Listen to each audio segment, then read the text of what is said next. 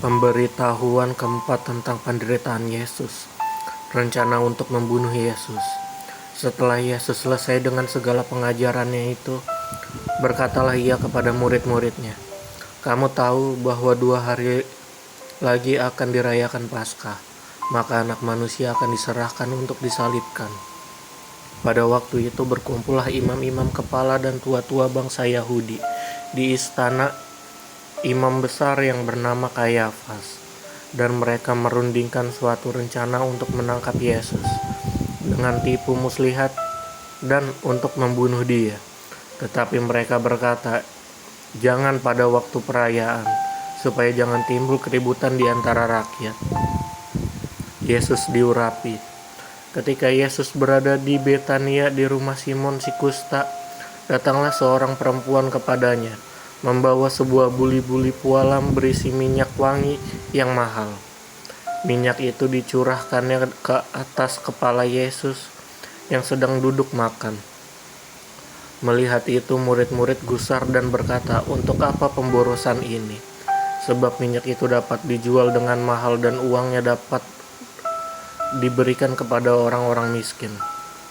Tetapi Yesus mengetahui pikiran mereka lalu berkata, "Mengapa kamu menyusahkan perempuan ini? Sebab ia telah melakukan suatu perbuatan yang baik padaku.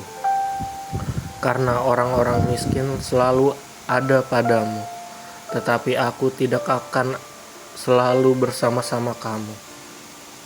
Sebab dengan mencurahkan minyak itu ke tubuhku, ia membuat suatu persiapan untuk penguburanku.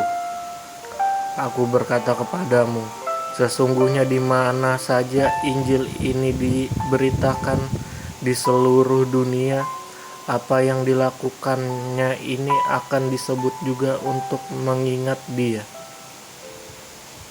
Yudas mengkhianati Yesus. Kemudian pergilah seorang dari ke-12 murid itu yang bernama Yudas Iskariot kepada imam-imam kepala. Ia berkata, "Apa yang hendak kamu berikan kepadaku, supaya aku menyerahkan dia kepada kamu?" Mereka membayar 30 uang perak kepadanya, dan mulai saat itu ia mencari kesempatan yang baik untuk menyerahkan Yesus. Yesus makan Paskah dengan murid-muridnya. Pada hari pertama dari hari raya roti tidak beragi, datanglah murid-murid Yesus kepadanya dan berkata, "Di mana engkau kehendaki kami mempersiapkan perjamuan Paskah bagimu?" Jawab Yesus, "Pergilah ke kota kepada si Anu dan katakan kepadanya, pesan guru, waktuku hampir tiba. Di dalam rumahmu lah aku akan merayakan Paskah bersama-sama dengan murid-muridku."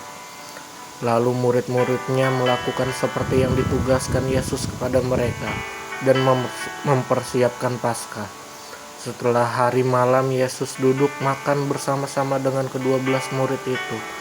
Dan ketika mereka sedang makan, ia berkata, "Aku berkata kepadamu, sesungguhnya seorang di antara kamu akan menyerahkan aku."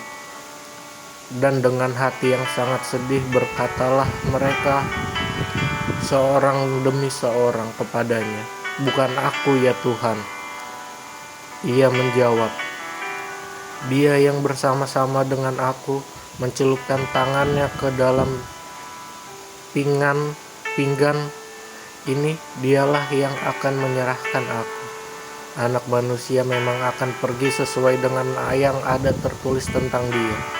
Akan tetapi celakalah orang yang olehnya Anak Manusia itu diserahkan. Adalah lebih baik bagi orang itu sekiranya ia tidak dilahirkan." Yudas yang hendak menyerahkan dia itu menjawab katanya, "Bukan aku ya Rabi." Kata Yesus kepadanya, "Engkau telah mengatakannya." Penetapan perjamuan malam.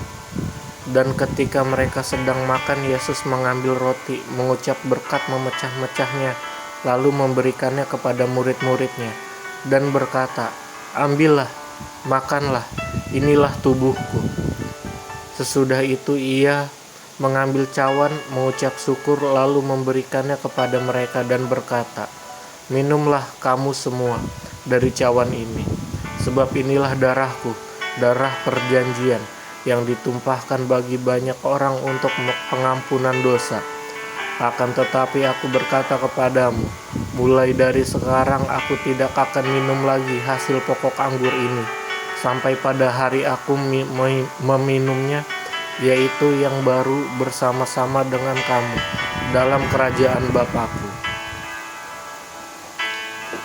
Petrus akan menyangkal Yesus. Sesudah menyanyikan nyanyian pujian, pergilah Yesus dan murid-muridnya ke Bukit Zaitun. Maka berkatalah Yesus kepada mereka, "Malam ini kamu semua akan tergoncang imanmu karena aku, sebab ada tertulis, aku akan membunuh gembala dan kawanan domba itu akan tercerai-berai. Akan tetapi sesudah aku bangkit, aku akan mendahului kamu ke Galilea." Petrus menjawabnya, "Biarpun mereka semua tergoncang imannya karena engkau, aku sekali-kali tidak."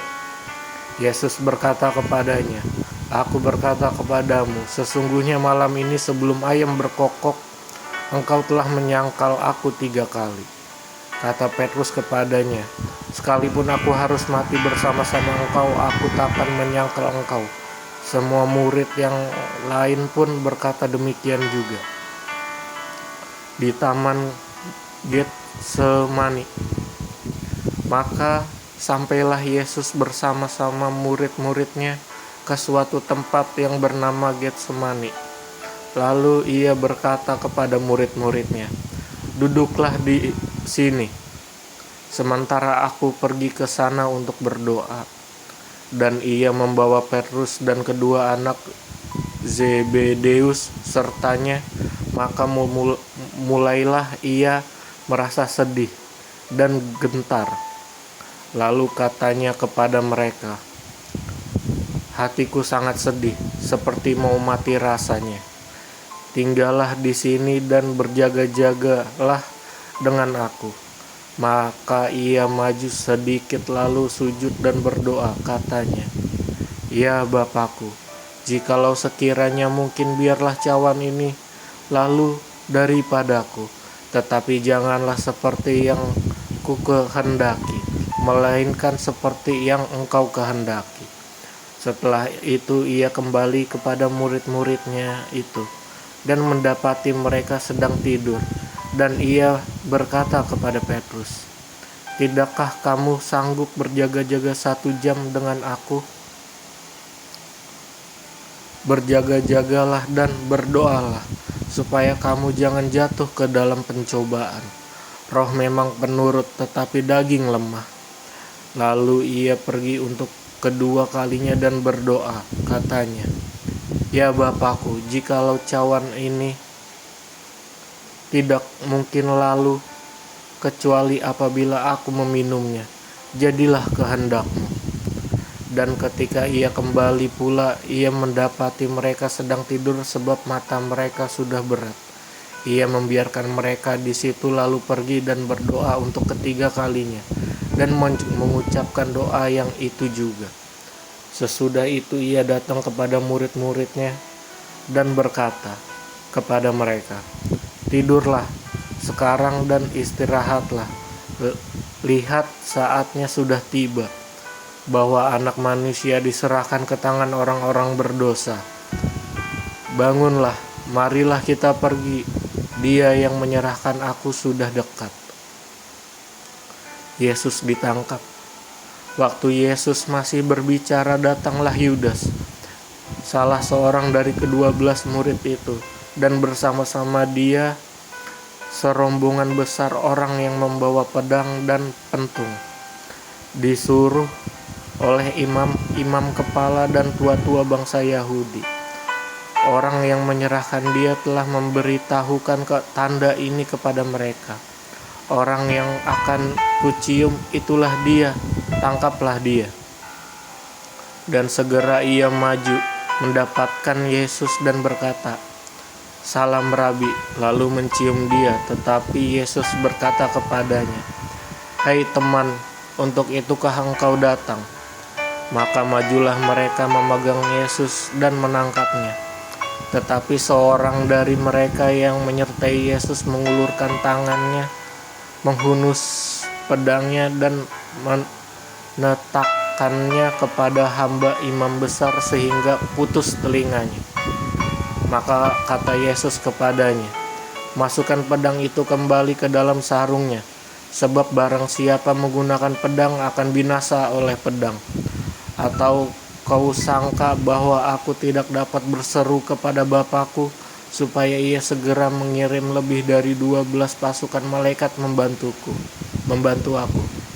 Jika begitu, bagaimanakah akan digenapi yang tertulis dalam kitab suci yang mengatakan bahwa harus terjadi demikian?"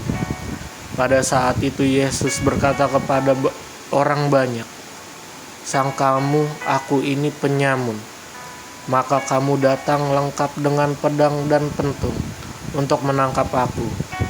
Padahal tiap-tiap hari aku duduk mengajar di bait Allah, dan kamu tidak menangkap aku. Akan tetapi semua ini terjadi supaya genap yang ada tertulis dalam kitab nabi-nabi." Lalu semua murid itu meninggalkan dia dan melarikan diri. Yesus di hadapan mahkamah agama.